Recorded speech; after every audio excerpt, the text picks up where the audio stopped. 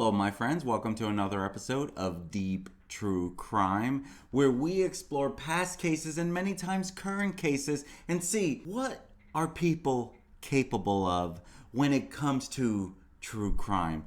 That way we can be a little more alert. That way we could be a little more aware of what goes on around us. If that sounds like something you would like to follow, make sure you hit on that subscribe button and click on that notification bell. That way you get notified anytime we go live or upload content. I'm Manny Rodriguez. Thank you so much for joining me today. Today we continue the case against Sherri Papini. Sherri Papini, she has since been arrested for this kidnapping allegation that she lied about. This was a kidnapping hoax, basically to get attention. And she disappeared from her husband and family on November 2nd of 2016. Apparently while she was out jogging a mile from her home in Redding, California. She was 34 years old at that time. She reappeared 3 weeks later on Thanksgiving Day, November 24th. She said she was freed by her captors at 4:30 that morning, still wearing restraints on the side of County Road 17 near Interstate 5 in Yolo County, about 150 miles south of where she disappeared. She has since been arrested for this. And so she was arrested by the FBI, accused of lying to federal agents and faking her kidnapping to spend time with her ex-boyfriend away from her husband and family. And we're going to dive a lot into this. I'll make sure that I put part 1 here, or you can click right there to see part 1. Let's go ahead and dive right into it. We continue the Sherri Papini allegations, and in today's episode, we're going to be hitting on the allegation of abduction by 2 Hispanic women at gunpoint. On November 24, 2016, the day Papini was located, Shasta County Sheriff's Office SCSO detectives attempted to interview Papini at Woodland Hospital, and during an ambulance ride from Woodland Hospital to another facility, Papini refused to speak to SCSO detectives, so they gave the audio recorder to her husband Keith, who asked Papini questions. The SCSO detectives remained in the room and rode along in the ambulance. However, it was Keith who conducted the interview. The interview was recorded and transcribed in its entirety. Papini provided the following information in the interview. First, she stated that her abductors alluded to law enforcement being involved in her kidnapping, and therefore she did not want to speak to law enforcement.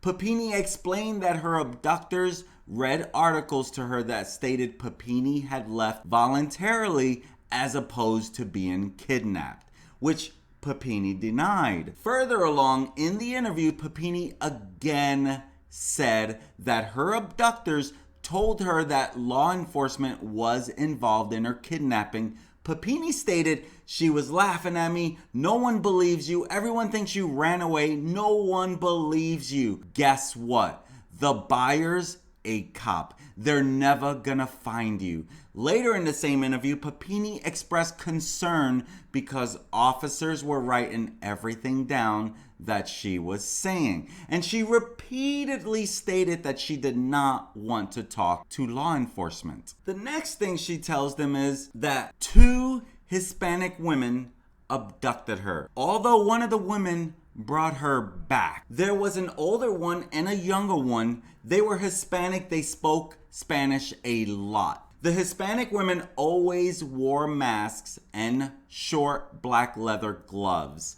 Papini described the older woman as really mean and the younger one as seeming reluctantly involved. Papini described the younger abductor as smaller with curly, long, brown hair who spoke more Spanish. Papini described the older woman as taller and fat, had straight, dark, or black hair with gray in it, and a raspy voice. The older abductor hit the younger abductor. Although Papini never saw this happen, she could hear it. Papini stated that her abductors always wore masks, sometimes different colored bandanas, and sometimes lace masks. Papini had a hard time remembering many details about her abductors, including a description of the clothing they were wearing or the words on a hat one of them was wearing. Now, it should be said that for several months and even years, Redding and the nearby community were on the lookout for two Hispanic women. Multiple tips were given to law enforcement by the community about suspicious looking Hispanic women, thanks to her testimony. The next thing she states in the interview is she described the events that occurred at the time she was abducted. A dark-colored SUV containing the two Hispanic women first drove past her, then backed up when they saw her jogging on the road. One of the women had on sunglasses, and Papini believed she said, "Can you help me?" Papini walked towards the women, who opened the door of the vehicle to show Papini she had a gun, which Papini described as a little revolver. The woman told Papini to put her phone down. Papini recalled the woman said something to the effect of, "We don't want to kill you." Papini put her phone down and got into the SUV. Papini described the SUV as having tinted windows and either no seats or one seat on the far side and a hump that went up. Now, it should be known in this part right there where she said that the hump went up, investigators, including the FBI and the Shasta County Sheriff's Office, searched for vehicles that matched Papini's statement. And of course, they didn't find anything. She then said that she did not see where the women took her because they wrapped something over her face. Husband Keith asked Papini if her kidnappers put a bag over her head right away. Papini responded, "I don't remember. I don't know. I think she may have tased me. The next thing I remember is all my clothes were gone." Although Papini tried to stay awake during the drive, she kept falling asleep. Keith tried to get Papini to describe the road trip after she was abducted. He asked her how long the trip took, whether she felt changes in altitude, what she could describe about the vehicle that she was in. Papini responded, "I don't remember a lot. I'm missing time. The car smelled really bad, like sewage. She stuck me with something. I kept falling asleep." Papini said that the older abductor liked to hit her and the younger one would yell at her in Spanish. Papini described how she tried to manipulate her abductors to give her more information about why she was abducted, including offering to clean and cook for them. However, anytime the younger abductor spoke to Papini, the older woman hit her. This is according to Papini in this affidavit. Papini said the woman put her in the closet with a bucket with kitty litter in it for her to use as a toilet. She described the closet as containing shelves and a metal pole to which the woman hooked a cable and a chain to, with the other end of the chain hooked around her waist. There was enough length on it for Papini to reach the bed, but she could not reach the door. The chain was unmovable because it was bolted into the ceiling. Papini described how, when she did not listen to the women, they would lock her in the closet. Papini stated that there were boards on the windows of the room she was kept in. Now know that when they come to find out that she stayed with her ex-boyfriend, she boarded up the windows. Interesting. Papini provided additional descriptions of her captivity location and her abductors. She said they would play music loudly. that really annoying Mexican music. And they would watch TV. There was a fireplace. I could smell it. I could hear that sound. You know, when you move the handle to open the fireplace, it made like a creaky sound, and it was cold. It was always cold, and it seemed like it rained almost every night. Keith asked Papini if she ever heard anything distinct that might lead investigators to her abductors, and she answered, "I heard birds. I never heard anything else, but they put the stereo right outside my door and played it loud." Papini described how her location was always cold and that her abductors would take her blankets away if she made noise. Papini told Keith that there was no sexual abuse while she was in captivity. Papini said her abductors fed her once a day, maybe rice or tortillas, and sometimes apples. However, if Papini behaved, her abductors gave her additional food. Papini stated that many times her abductors gave her cream of wheat to eat and described how everything tasted horrible and was crap or leftover crap. Papini was also given a bottle of water. To give her meals, her abductors opened the door, put it in there, and slammed the door. You know, and as she's given these descriptions, based on the descriptors Papini provided, investigators believe that she had been held in a mountainous location, and so they focused the efforts in the areas of higher altitude. Papini had lost a significant amount of weight by the time she returned, which also added to, you know, if they were really feeding her very little, she would be very skinny. So this was definitely part of her plan. Now, when Papini disappeared, she was wearing jogging clothes. When she returned, she was wearing gray sweatpants, a gray sweatshirt, and her original underwear. During the interview, Papini could not explain what happened to her original clothes. She said she fell asleep during a car ride after she was abducted and woke up in a room with different clothes on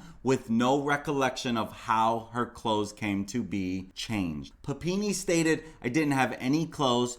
All I had left was my underwear, which she let me wash when I took a shower." Papini also stated that her abductors cut her hair and put an adult diaper on her. Now, in all subsequent interviews, Papini never again mentioned being put in an adult diaper. Papini also stated that she was branded after the first time she tried to escape. She says, "I tried to get out the first time and that's when she branded me." Papini described how her abductors brought a table in, hit her back, and tied her to the table. When they branded Papini, her skin made a sizzling, popping sound, as she said, and it was very painful. Later in this same interview, Papini said her abductors told her that her buyer wanted Papini branded because that was what he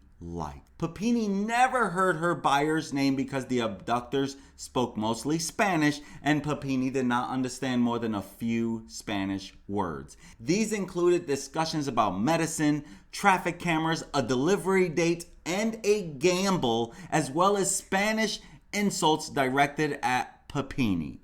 When Papini would take a shower, she was guarded by the younger abductor holding a gun. The abductor said they were not supposed to hurt Papini and also mentioned getting paid. Now, investigators initially believed Papini's abduction was related to human trafficking based on the statements she made regarding a buyer and her abductors discussing getting paid for having abducted Papini. The next thing Papini says she could not remember much of the day she was returned. She heard the two women arguing in Spanish.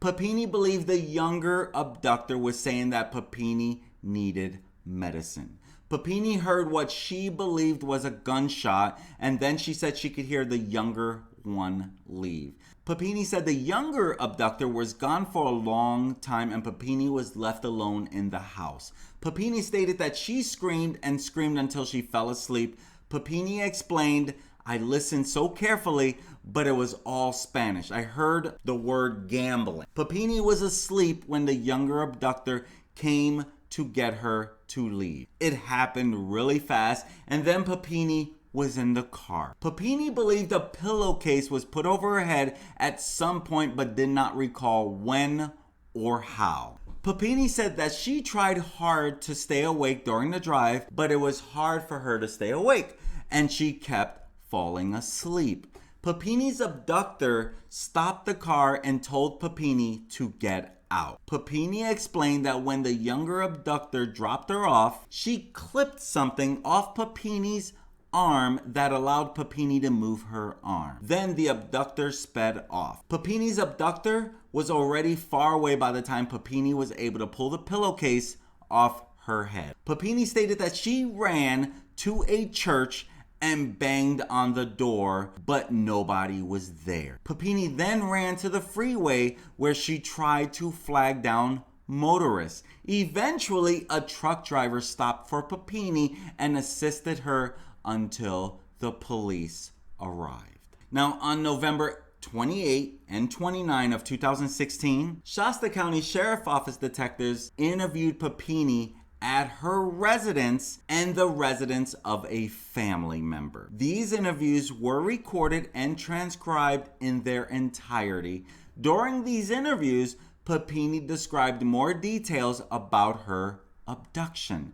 Papini refused to be alone with the detectives and insisted Keith be present. So the first thing that detectives do is they explained to Papini that even though their questions to Papini might seem trivial or dumb, there was a reason the detectives were asking those questions. Papini explained that she understood because she watched a lot of crime shows on television.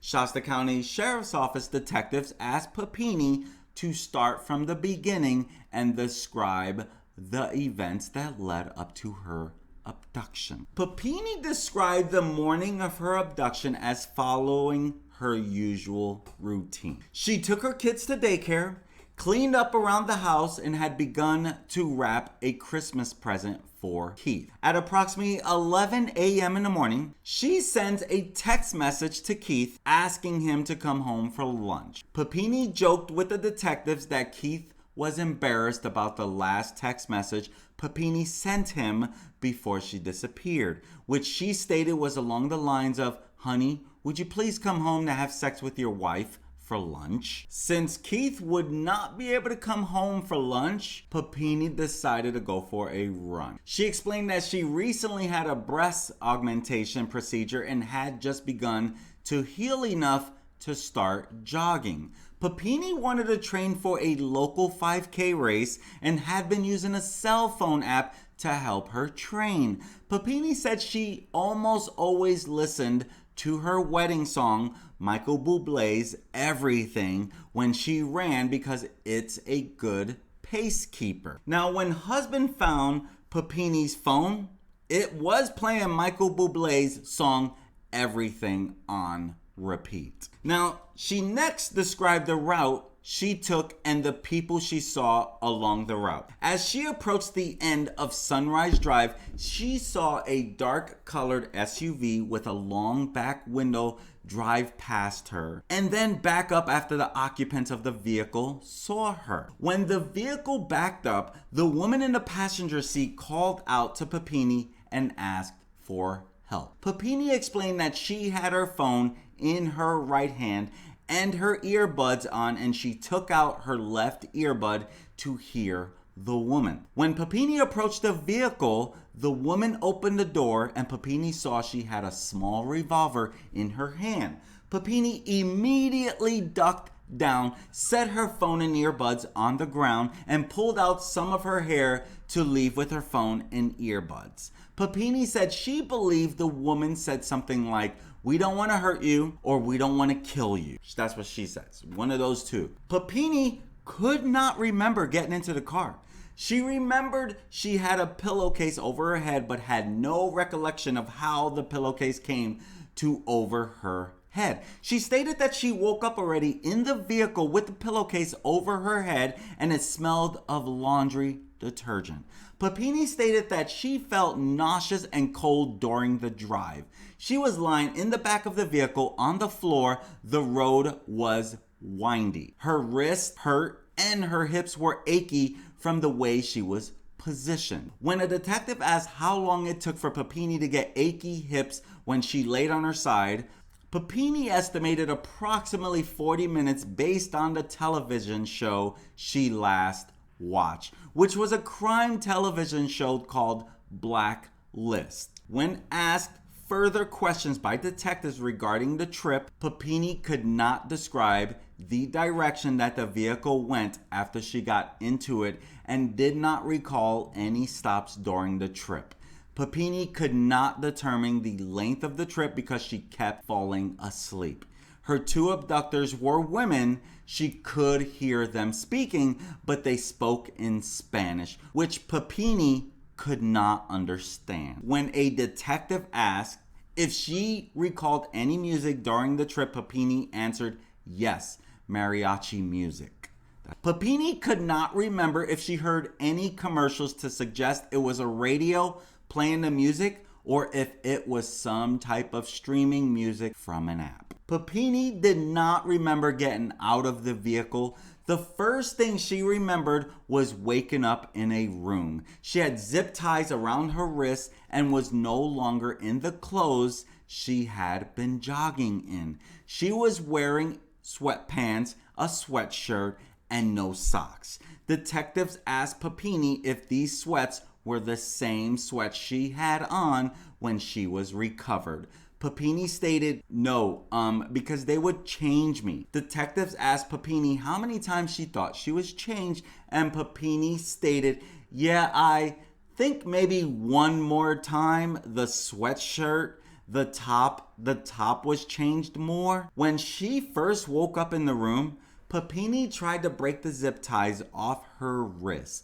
Papini initially stated that her wrists were bound with zip ties behind her back and couldn't break them. When she couldn't break the zip ties, she chewed them until she could break them and cut her lip in the process. Detectives asked Papini if her wrists were bound with one zip tie or two. Papini responded one. Papini explained that she unsuccessfully tried to do one of those moves to chop her hands down to break the ties, but she eventually got them off by biting through them, which cut her lip.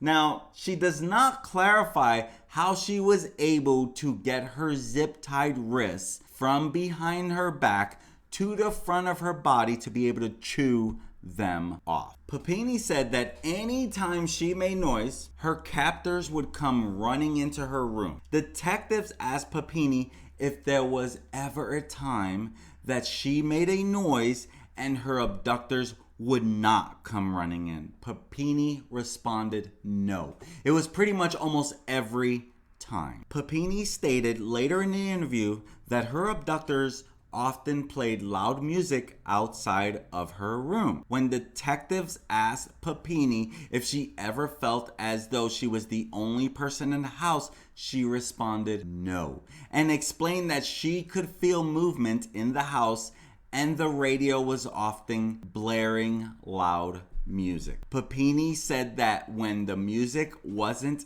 playing, her abductors would hear her moving in her room and come rushing into the room to beat her. Detectives stated that Papini mentioned in a previous interview that she heard the television and asked if she picked up on any commercials or anything that could help them identify the location of where Papini was held. Papini said no, because she kept falling asleep and the television was in Spanish.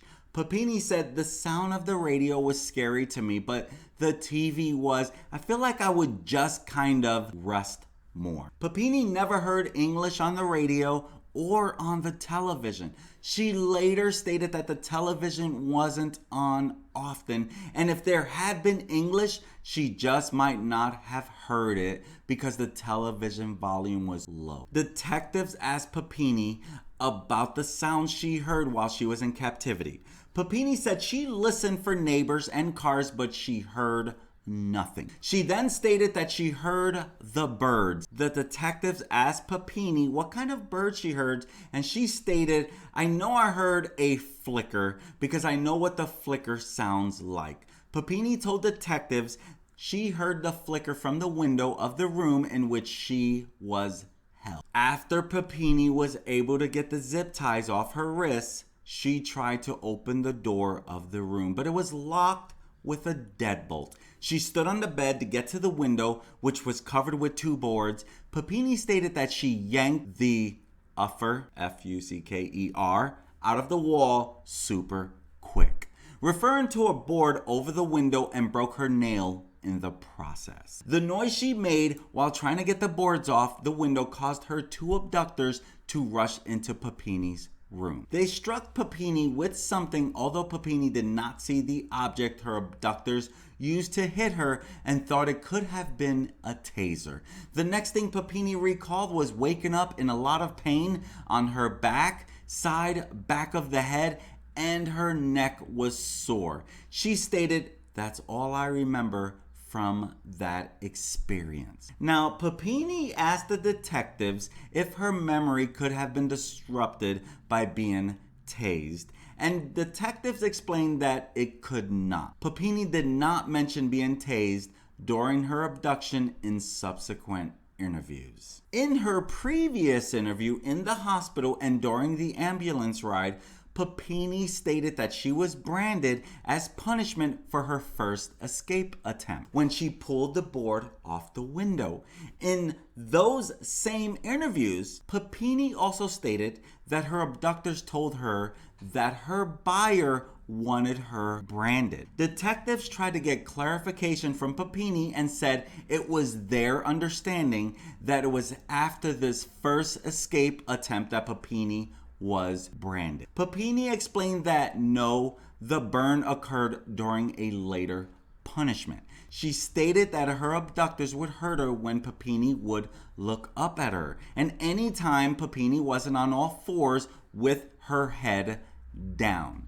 Detectives asked Papini how she came to understand that she had to drop down to the floor whenever her abductors came into the room, and Papini explained that her abductors often told her, "Don't look at me," although they never said to get on all fours. Detectives continue to ask Papini to explain when and how she was branded and why she had said it was punishment for her first escape.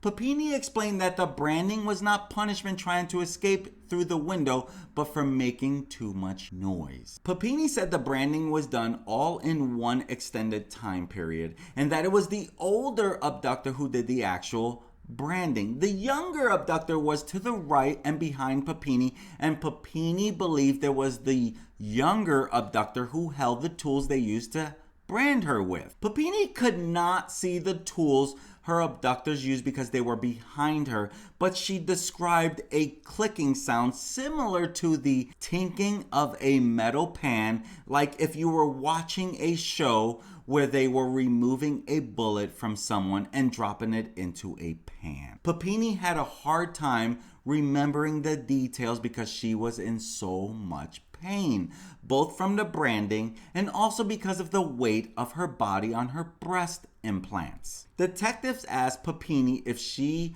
was held down while she was branded. Papini responded, "I wasn't necessarily held down. It was my arm, like I couldn't pull up." Papini did not know what her abductors used for a heat source. Papini offered up the possibility that it could have been a craft tool of some sort that was used to brand her, but she never saw it. Papini postulated that the tool was smaller than a fire poker, more like the size of a screwdriver, as her abductor was close to her.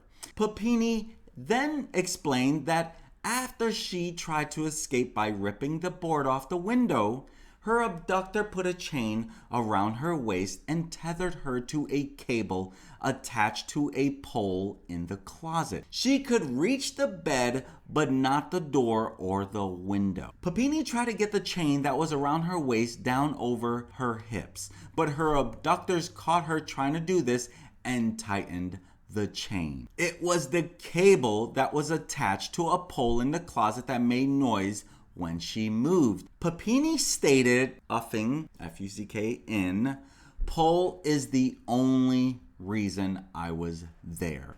Papini tried to rip the pole out of the closet, which caused her hands to bleed and her fingernails to break when she tried to get the screws out. Papini could not remember if the pole was in the closet before her escape attempt. Detectives then asked Papini what she ate while she was in captivity. Papini's answers included the following: cream of wheat, but dry and barely mixed. Once she was given 2 apples, a weird cracker, scraps like the fat off a piece of meat or something, a piece of bread, and mostly tortillas and homemade gritty Spanish rice. A lot of this tells you what she thinks about Hispanic people. Me being Hispanic, I'm Puerto Rican.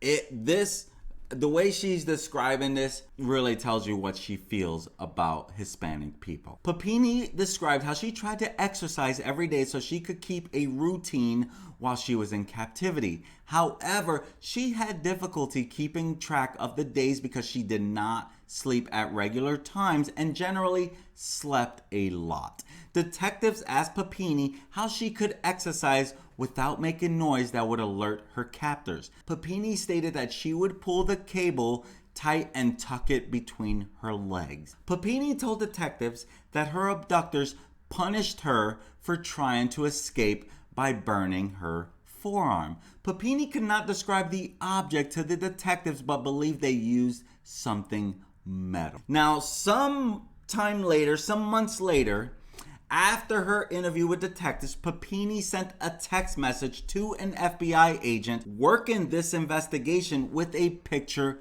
of a spoon. In the text message, Papini stated she believed it was something similar to the spoon that was used to burn her arm. That's, if you heard me mention earlier, these text messages she would later send to the FBI. I mentioned this in the first video. She would send text messages to them trying to support the tools that were used on her. Papini's abductors provided her with a bucket initially described as a trash can for her to use as a toilet. Papini suggested to her abductors that they put kitty litter in the bucket.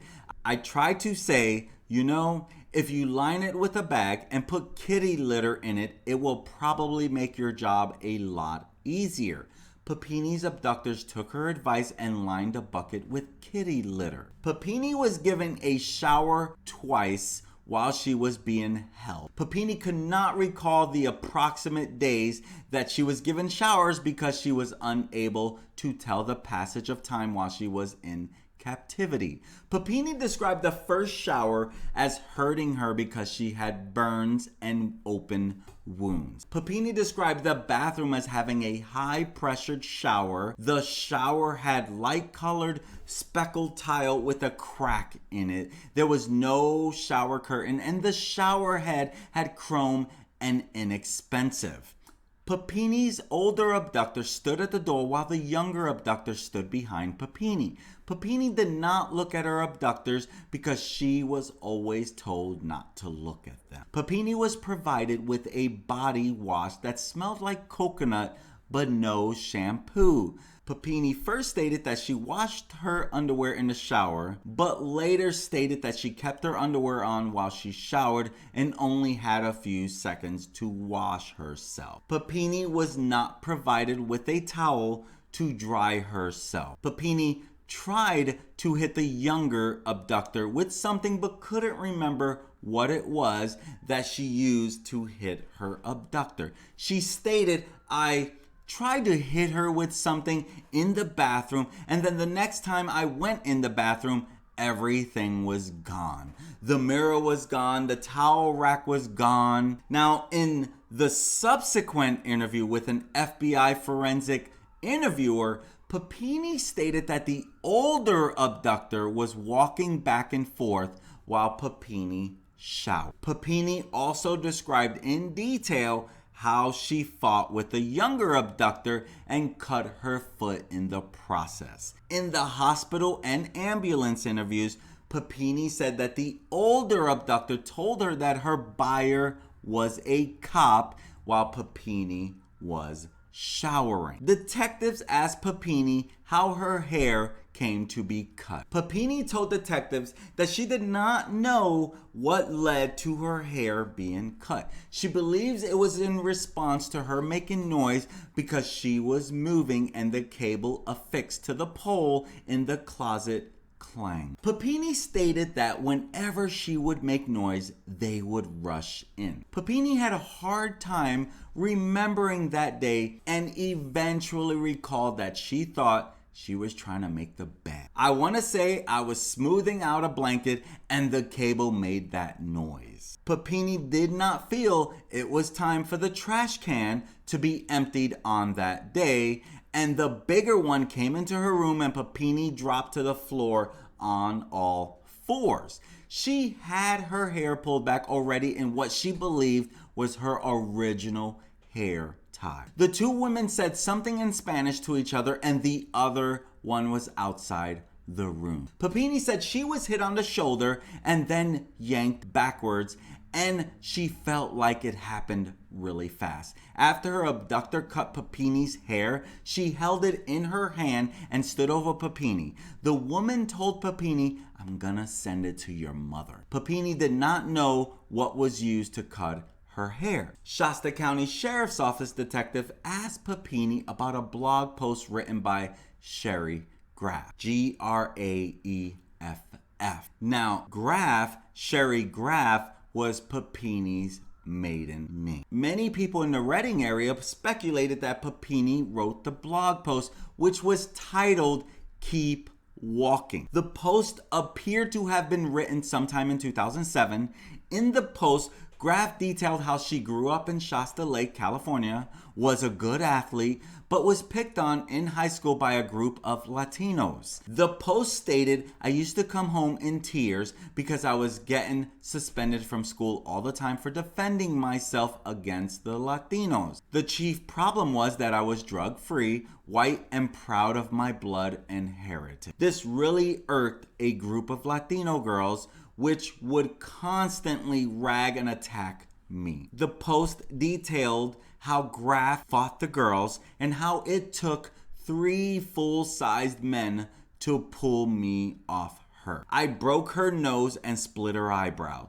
The post goes on to explain why it was titled "Keep Walking," because Graff's father told her how proud he was of her after the fight with the other girls, and that she kept walking when her shin was split open as a result of the fight. Graff concluded the post with, "Being white is more than just being aware of my skin, but of standing behind skinheads who are always around in spirit as well and having pride for my country." Detectives told Papini it appeared the post was originally written on a MySpace page. When the detectives asked Papini if she had a MySpace account, Papini stated that she did not remember. Papini told detectives that prior to her kidnapping, she had hired an attorney to try and have